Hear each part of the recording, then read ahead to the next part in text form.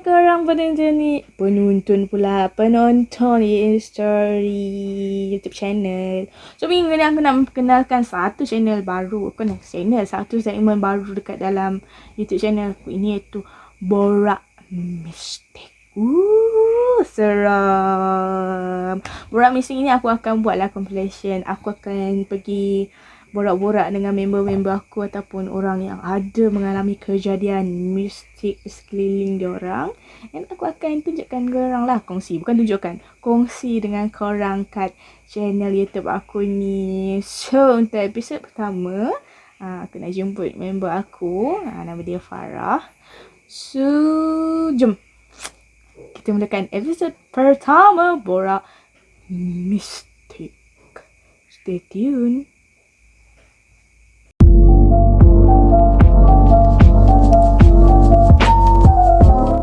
Okeylah korang, tetamu untuk Borak Mistik. Untuk episod pertama kita dah sampai dah masuk meeting. So perkenalkan member aku, Farah. Okey, ni member aku. Kita orang kenal masa dekat college. Dekat nanti kan. Kita orang kenal dekat college. Okay, kita back to match.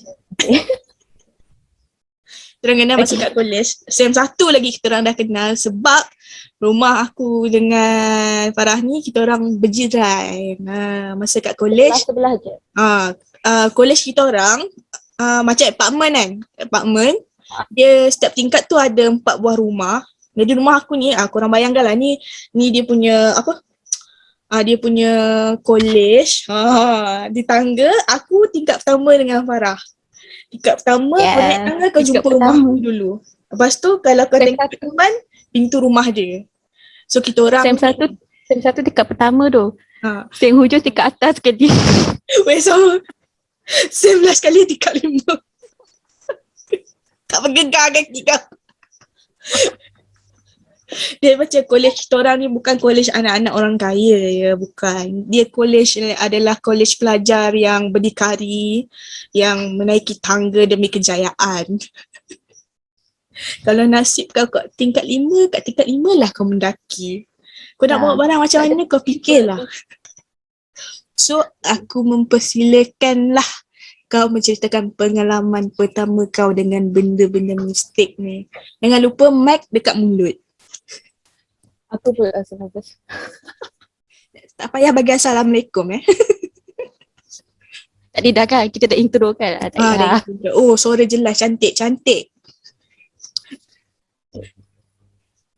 Okay, boleh start cerita Start.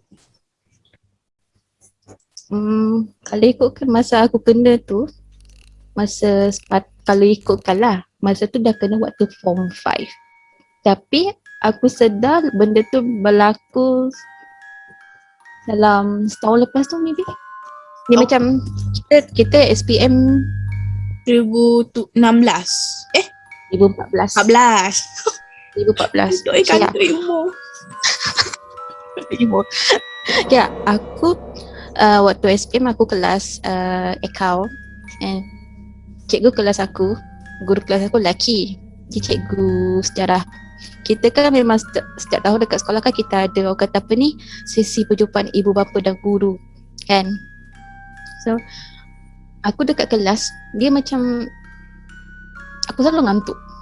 Tak tahu kenapa. Padahal kalau nak kata tidur lambat, tak pun pergi sekolah aku mesti tidur awal. Yelah. Lepas tu tapi sekolah paling mujarab kalau nak tidur.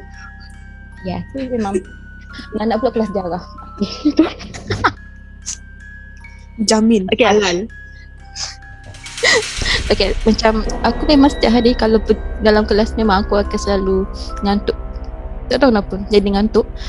Sampailah cikgu aku yang perasan, kenapa awak ni selalu ngantuk dalam kelas, tapi even aku mengantuk, exam aku perform. Member riak tapi macam tak nak bagi tahu. Okay.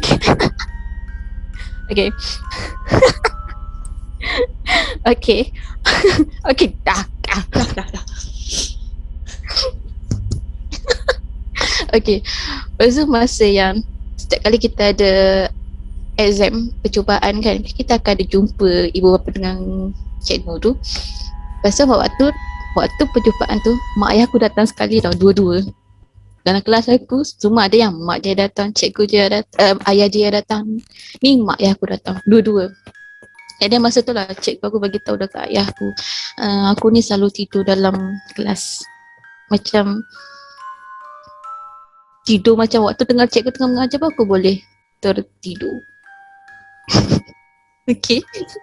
Tertidur guys. Tertidur. Pengalaman sebagai seorang pelajar. Tertidur. Amat keras je. Jarang digunakan. Okay. Okay. Lepas tu lepas tu masa exam SPM, masa tu aku tengah study nak exam subjek sains. Aku study dekat sini lah, ada meja sini kan. And masa tu dalam pukul 2-3 pagi maybe, masa tu family aku semua dah tidur. And depan bilik aku ni ada tingkap. Memang tingkap aku akan langsir, aku akan tak ikat lah macam ikat lah, maksudnya macam tak ada jatuh macam tu kan. And then aku dengar macam ada satu ketukan dekat tingkap depan aku sendiri.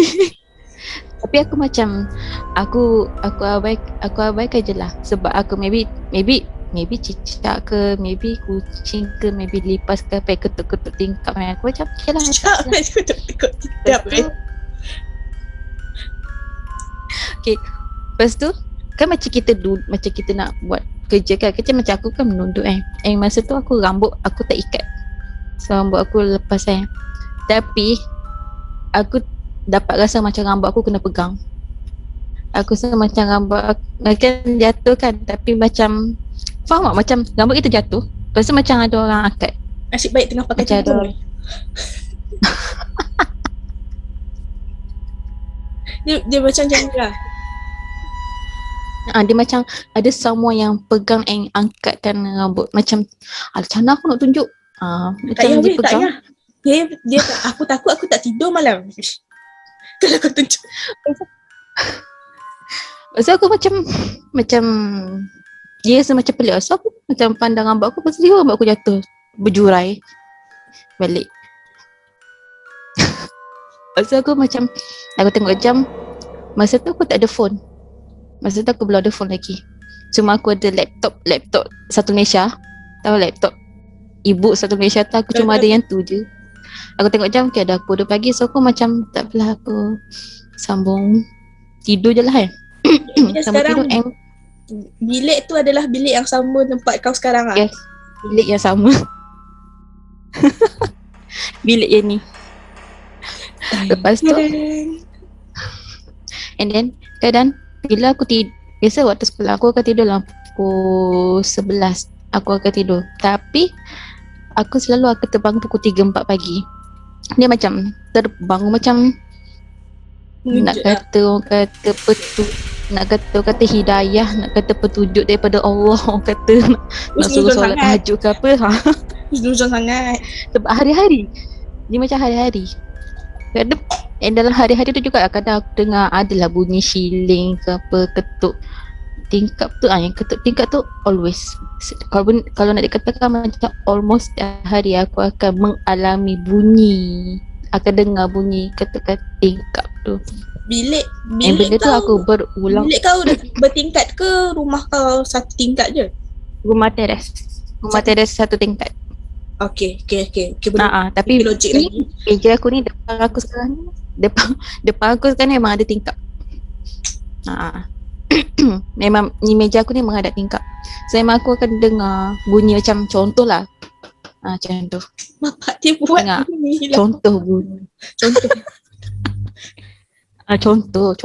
Tak, bukan betul, contoh. Takut dia balas balik. Okay. Tak. Dia tak ada dah. Tak ada dah.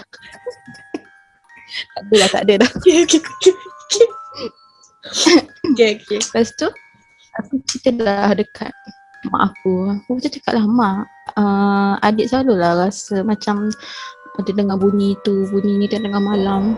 Tapi mak aku macam, alah bunyi kicap kot, bunyi lipas kot, ataupun tu perasaan aku je kot.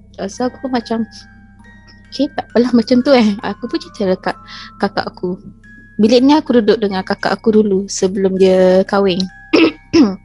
Selepas dia kahwin, dia kerja dekat Selangor. So bilik ni aku seorang aku je lah yang conquer bilik ni kan.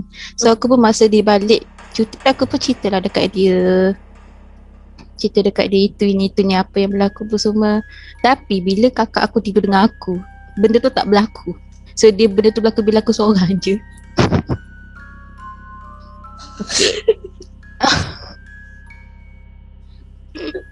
And then orang kata aku tertidur dalam kelas apa semua tu macam berlaku setiap hari sampailah tahun 2015 kita lower 6. Oh, 6. Kita lower 6. Masa tu kakak aku beranak, bersalin anak first bulan 11. Lepas tu anak dia solo ni memang orang kata apa ni, kau tahu kan kalau baby yang menangis, baby yang kata baru lahir menangis Dia memang dengan kuat. lamanya, dengan memang kuat gila. Kalau orang dengar, orang ingat kita dera budak. Tapi dia menangis macam dia menangis seorang diri. Lepas tu kadang-kadang mata dia tengok ke atas, macam dia tengok ke ceiling, dia tengok ke dinding. Kaki Itu aku mak aku itu mak aku yang perasan. So memang aku kata setiap kali kalau maghrib ke memang ayah aku akan perasan ni lah surah-surah ayat Al-Quran apa semua lah. And satu peringatan dulu bilik aku ni belakang ni aku letak poster K-pop dulu. BTS. Apa-apa? Kim Jong-kook. ESO. Yo Jesu. Dulu aku minat ESO, so aku letak poster kat sini. EXO apa? Like Kai. ESO. EXO. Kai, Sehun, Suho tu semua. Yang tu lah. DO. Dio. Tu je kenal. Sebelum aku letak ni, yang kain hitam ni memang aku letak gambar wallpaper. Wallpaper apa ni, poster K-pop lah, orang kata orang kafe. Lepas tu sampailah macam lama sangat tau. Anak kakak aku ni yang first ni macam nangis, macam kadang sampai muka dia sampai jadi merah. Lepas tu macam mata dia selalu macam tengok ke atas, macam like dia takut something. Lepas tu pun mak ayah aku berdesak, okay lah kita pergi jumpa ustaz. Pergi jumpa ustaz. Rumah ustaz tu tak ada jauh sangat dengan rumah aku. Lepas tu pun mak aku ajak aku pergi sekali. Kok-kok lah kan ada apa-apa kan, macam dia akuk semua satu family lah pergi. Tapi masa aku sampai di rumah ustaz tu jeli aku. Aku cakap, kenapa ustaz ni jeli aku?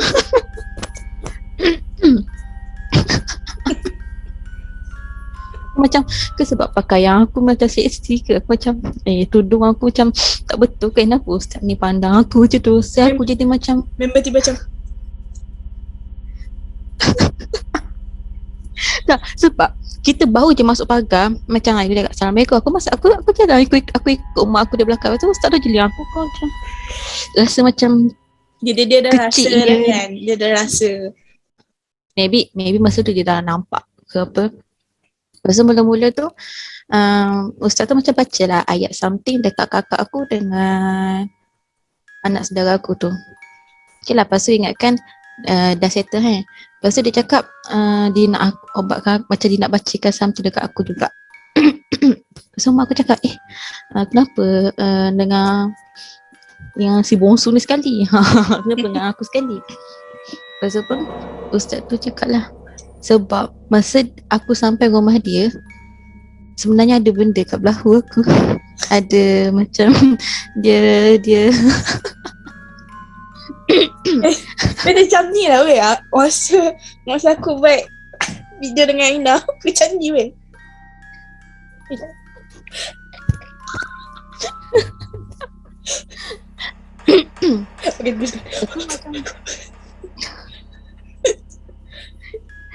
Tapi ustaz tu cakap kenapa dia jeling kat aku masa tu, sebab benda tu marah dekat dia. Memang saya tak sedar. Siram. Marah je kat member saya. Kena pedak sesuatu. Macam ustaz tu cakap bila dia tengok aku, sebab dia ada nampak something yang dekat belakang aku tu, marah dia. Yang dia benda tu tak boleh masuk pagar rumah dia. Tak boleh. Dia macam dia dia macam dia orang kata apa ni, kena sidai sekejap kan. Lepas tu pun dia pun cakap lah, aku ni sebenarnya ada something yang ikut aku sebenarnya.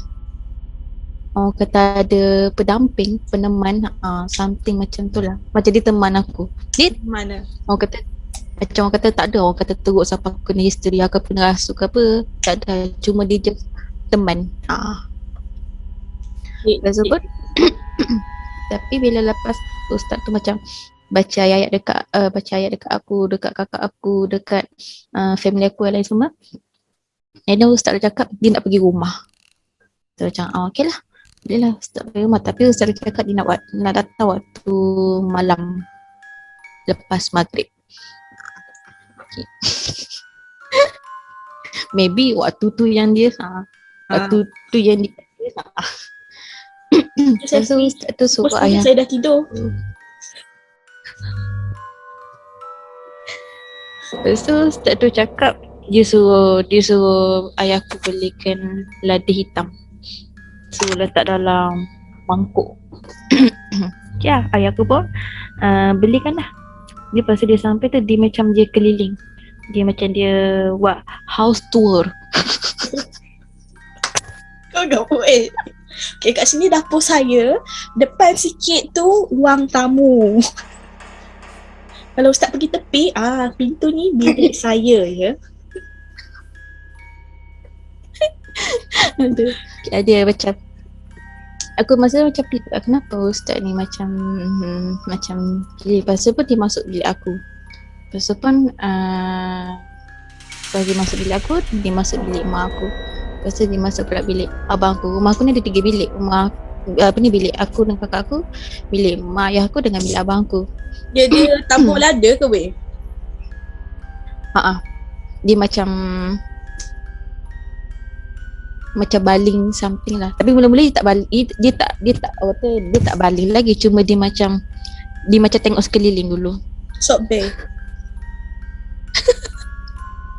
Dia tengok sekeliling dulu. Lu kena lempang dengan ustaz kalau dia nampak kita berdua macam ni. Tak jenis Dah aku buatkan kau buatkan aku macam tu. jahatnya. Saya tak kenal ustaz. Tiba tak mengaku kawan. Lepas tu Lepas dia tengok sekeliling tu, lepas tu dia ambil lah lada hitam tu. Lepas tu macam dia baling dekat ruang tamu, dia baling dekat ruang TV, bilik aku, bilik mak aku. And then bila dia nak baling ke bilik abang aku, tiba-tiba mangkuk tu terbalik. And then semua lada hitam dalam mangkuk tu tumpah. Lepas tu ustaz tu cakap benda tu ada dalam bilik abang aku. Abang aku tu bilik sebelah bilik aku. dia pindah ke weh. Aduh. Masa tu aku macam fikir macam mana, kenapa aku rasa macam pelik juga. Aku cakap aku yang kena kacau selama ni, tapi kenapa benda tu ada dalam bilik abangku?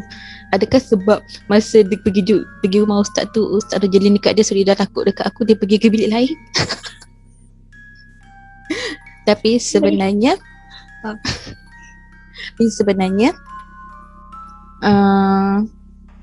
masa form 6 aku ambil sains sukan. And aku kalau kelas sains sukan, memang orang kata petang tu selalu ada amali, selalu ada berlari sikit lah. Orang kata aktiviti sukan tu lah. Memang akan balik pukul 7 baru sampai rumah. Mana kata Tapi pukul 7 korang masih terang lagi kan? orang kata almost nak maghrib. Tapi matahari tu nampak lagi kan? Nampak sikit-sikit macam tu lah. Maknanya pukul 7 balik tu memang penat orang kata. Penat gila-gila. And then memang maghrib tu mak ayah aku akan pergi surau.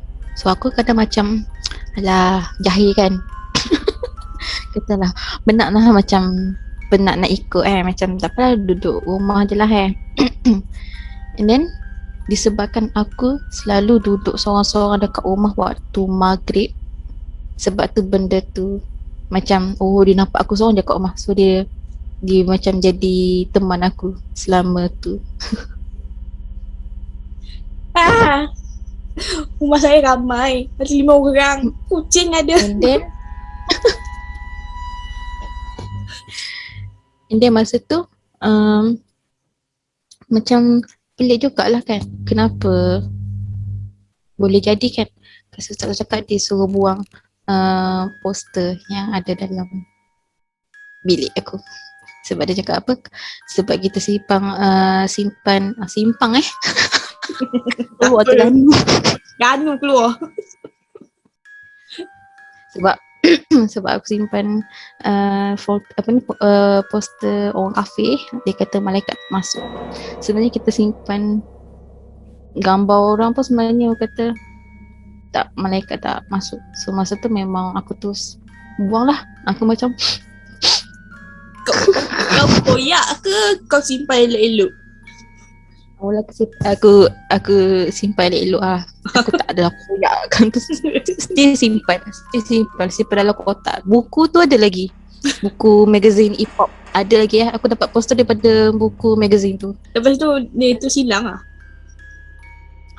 Lepas ustaz tu macam dia bagi ni lah, apa kita panggil, air penawar. Aku minum, buat mandi, buat minum untuk aku, untuk anak buah aku, untuk kakak aku. Lepas tu semua dah hilang. And then rupanya yang aku cerita tadi, yang aku selalu ngantuk dalam kelas kan, benda tu puncanya sebenarnya. Bila aku dah baik daripada tu, aku langsung tak tidur dalam kelas. Aku terus, orang kata pun tak ada tidur lambat ke apa, tak ada terbang pukul 3 pagi dah. Aku memang tidur secukupnya, orang kata. Tak adalah pergi sekolah macam lemah aja, macam tak cukup tidur. Tapi bila orang kata dah siap berubat apa semua tu, macam aku dah okey. Orang kata dah sihat walafiat. Tapi punca benda tu berlaku sebenarnya dia macam relate dengan aku sebenarnya, tapi aku tak boleh nak cerita lah part tu. Dia macam nanti privacy. Kalau nak cerita nanti kita PM tepi. Okay, boleh. Kat sini tak boleh kita WhatsApp. Dia aib orang yang kita sebar. Ya, betul. Lepas tu macam ustaz tu macam bagi pesan juga, maybe dekat yang lain pun boleh orang kata ambil iktibar. Jangan, InsyaAllah. Dia cakap jangan pasang jangan letak poster orang kafe. And then dia kata waktu maghrib tu kau boleh tutup semua tingkap pintu sebelum maghrib. Jangan duduk seorang-seorang. Saya tengah masak masa tu Ustaz. And then sejak pada tu, yang pergi suka ayah aku seorang je. Mak kau Mak jangan nak keluar. Mak jangan keluar. Dia macam bukan aku ikut sekali pergi surau. Aku ajak mak aku duduk rumah, tak pergi surau. Dia peneman, biar peneman yang nampak. Ya, betul. Peneman yang nampak ni kau boleh minta tolong buatkan nasi goreng.